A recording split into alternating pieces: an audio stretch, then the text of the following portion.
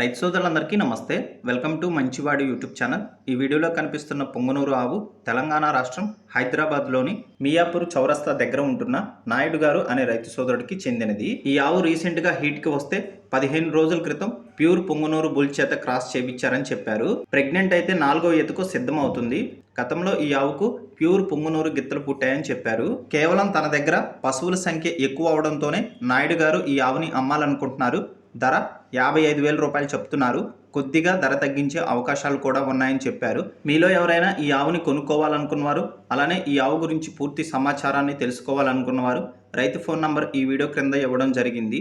Contact అవ్వండి.